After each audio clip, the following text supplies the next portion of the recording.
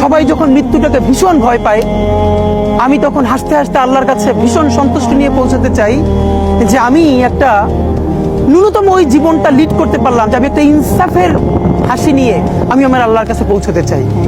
সুতরাং আগামী 50 বছর বাঁচলাম, কোনো ইম্প্যাক্ট তৈরি হলো না আমারে দিয়ে, দেশের জন্য, রাষ্ট্রের জন্য, উম্মার জন্য, জাতির জন্য।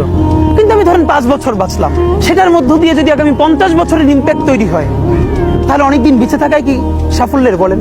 শহীদ প্রেসিডেন্ট জিয়াউর রহমান কয়টা দিন বেঁচেছেন, কিন্তু ভাবেন আজকে পর্যন্ত উনি আমার অনুপ্রেরণা। হাঁটতে হাঁটতে আমার পা ফুলে যায়, আমি আমার টিম সেদিনকে ব্যাগের মধ্যে জুতো নিয়ে তারপরে একটা শপিং মলে ঘুরছিলাম, মানে পা ফুলে গেছে, পা জুতোয় ঢুকাতে পারছিলাম না। তো জিয়াউর রহমানের একটা ওনার গল্প মনে পড়ছিল, যিনি মাইলকে মাইল যখন হাঁটতেন ওনার সাথে স্টাফদের পা ফুলে যেত, কিন্তু ওনার তো আর্মি ট্রেনিং আছে। তখন তাকে বলতো, স্যার আপনার তো আর্মি ট্রেনিং, আমরা তো আর পারি না। এই জন্য ওনাকে মানুষ রাখাল রাজা বলতো।